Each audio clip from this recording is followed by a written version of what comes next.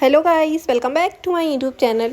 सो guys, कल के मेरे मॉक का रिज़ल्ट तो इतना बुरा आया था ना कि मैं बहुत ज़्यादा डिमोटिवेट हो गई थी कि इतने दिन से मैं मॉक दे रही हूँ और मेरा रिज़ल्ट इतना बुरा आया। और कमेंट भी कर रहे थे बहुत से लोग कि ये रिज़ल्ट तो सच में बहुत बुरा है, ये स्कोर तो सच में बहुत बुरा है। तो ये देख के मैं कुछ ज़्यादा ही डिमोटिवेट हो रही थी। फिर मैंने सोचा कि चलो आज के हम पढ़ाई की शुरुआत मॉक से ही करते हैं कि आज कितना स्कोर आता है। तो आज मैंने हॉलीवुड का मॉक लगाया था क्योंकि मुझे कमेंट भी आ रहे थे कि हॉलीवुड का जो मॉक है वो भी उतना ही एग्ज़ाम लेवल है जितना कि टेक्स्ट बुक है।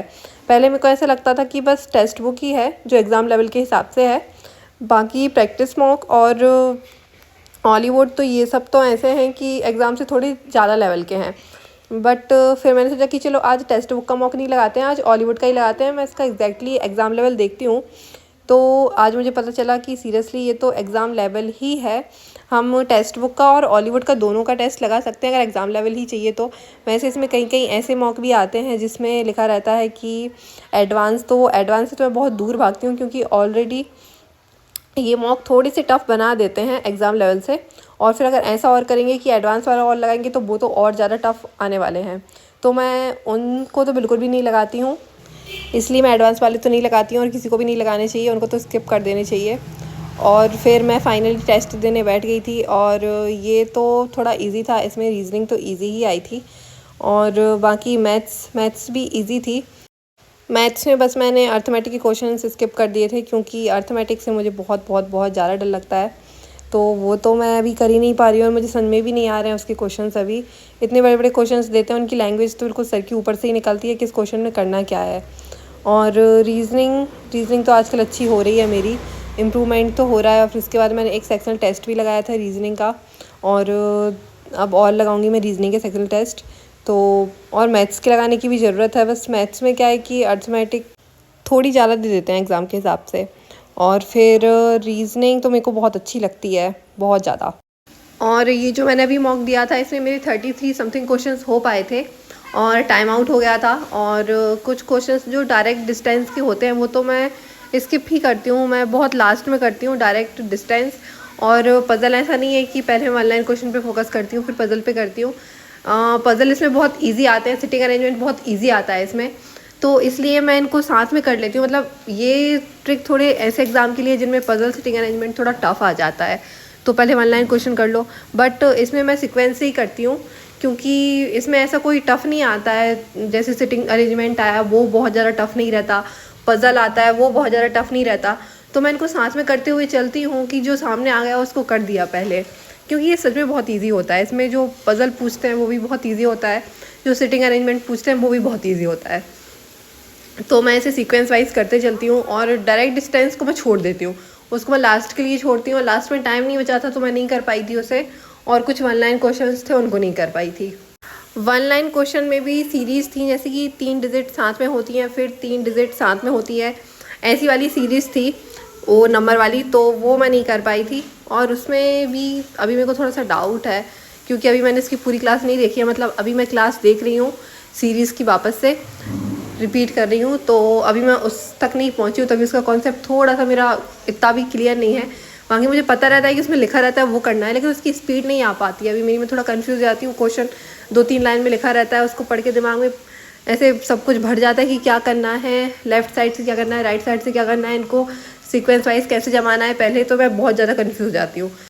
और आज अभी मैंने क्लास देखी है लेकिन अभी तक मैं वो वाले कॉन्सेप्ट पे नहीं पहुँची हूँ, तो कल पहुँच जाऊँगी और कल तक ये मेरा कंप्लीट हो जाएगा तो शायद मेरी स्पीड बढ़ जाए। मतलब ऐसा तो हो जाए कि रीजनिंग में पूरे 40 के 40 क्वेश्चंस हो जाएं कंप्लीट, वो भी 25 मिनट अगर पूरे लग रहे हैं तो लग जाए। उसमें मुझे ऐसा कुछ नहीं है कि 25 मिनट के पहले ही होना है, लेकिन 40 क्वेश्चंस हो जाने चाहिए। अभी 33 हो पाए थे और मैथ्स में भी समथिंग 28, हाँ 25 हो गए थे मेरे, जो कि कम ही है, 35 होने चाहिए, बट ठीक है 30 तो होने ही चाहिए एटलीस्ट।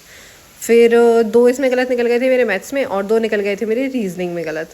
मतलब इसमें पता नहीं क्या ही गलत निकला होगा, रॉन्ग नंबर सीरीज़ निकली होगी पक्का, या फिर रॉन्ग नंबर सीरीज़ नहीं होगी तो मैंने क्वाड्रिक के साइन ठीक से नहीं देख पाई होगी तो वो गलत निकल गया होगा।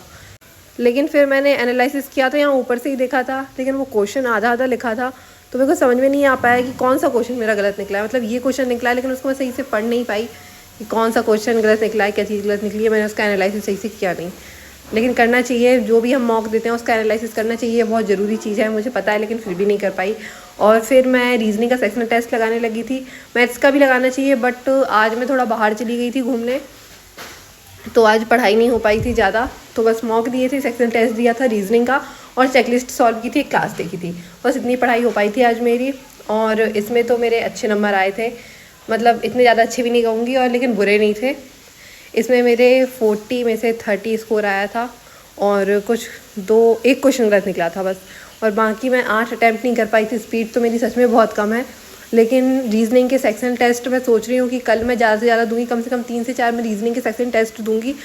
उसके बाद कहीं जाके मेरी रीजनिंग में स्पीड बढ़ने वाली है, वरना ऐसे तो नहीं बढ़ने वाली अगर मैं मॉक देती रहूँगी तो सेक्शन टेस्ट बहुत ज़रूरी हैं। कल रीजनिंग के देना है मुझे 3 से 4, जिससे कम से कम रीजनिंग में तो मैं 40 में से 40 अटैम्प्ट कर लूँ, चाहे मैथ्स में 30 हो जाए, क्योंकि 10 नंबर की अर्थमेटिक आ गई, तो अर्थमेटिक की साइड तो मैं देखने भी नहीं वाली हूँ। बाकी आज से मुझे कौशिक सर की वो जो प्लेलिस्ट है वो भी देखनी है। हो सकता है एग्ज़ाम तक थोड़ा सा अर्थमेटिक का डर मेरा ख़त्म हो जाए और थोड़ी सी मैं उसे करने लगूँ। तो कल तो टाइम नहीं था, मैंने बताया था कि मैं घूमने चली गई थी, बट आज है टाइम, और आज मैं उसे अच्छे से कंप्लीट करूँगी सब कुछ। वो प्लेलिस्ट पूरा तो कंप्लीट नहीं हो पाएगा, लेकिन ऐसा है कि एक दिन में 4 घंटे की तो कंप्लीट करने की सोच रही हूँ। 2x की स्पीड पे देखूँगी तो हो ही जाएगी कंप्लीट। और फिर मैंने ये मैथ्स की चेकलिस्ट सॉल्व की थी, और इसमें अर्थमेटिक के क्वेश्चन इतने बड़े बड़े दिए हैं ना, इनकी साइड तो मैं देखती भी नहीं हूँ, बस स्पीड मैथ करती हूँ और DI कर लेती हूँ। पता नहीं अर्थमेटिक के क्वेश्चन कब सॉल्व कर पाऊँगी मैं, मुझे समझ में भी नहीं आता ये मुझे इतनी टफ क्यों लगती है। मुझे पता भी नहीं था कॉम्पिटिटिव एग्ज़ाम की तैयारी करने से पहले कि अर्थमेटिक नाम का भूत भी होता है इसमें, जिससे लोग इतने डरे बैठे हुए हैं, और मुझे भी डर लगेगा बाद में। और फिर मैं रीजनिंग की करने लगी थी चेकलिस्ट सॉल्व। इसमें भी क्वेश्चंस कभी कभी इतने टफ दे देते हैं ना, मुझे ऐसा लगता है कि मैं प्री की तैयारी नहीं कर रही हूँ, मीन्स की तैयारी कर रही हूँ। पता नहीं बाकी लोगों को लगता है कि नहीं।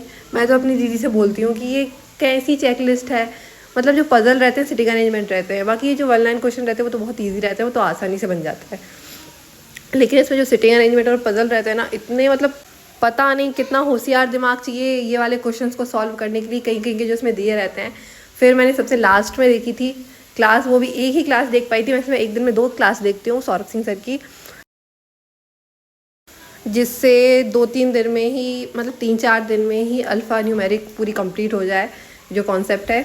बट आज मैं एक ही क्लास देख पाई थी, बट कोई बात नहीं, अब कल से अच्छे से पढ़ाई करनी है। कल से 2 क्लास देखनी है मुझे, कौशिक सर की और सौरभ सिंह सर की। और अब मैं अपनी ब्लॉग को यहीं ख़त्म करती हूँ। मेरे चैनल को सब्सक्राइब करना, लाइक करना, शेयर करना। बाय। और सब लोग बताना मॉक में कितना स्कोर आया है सबका।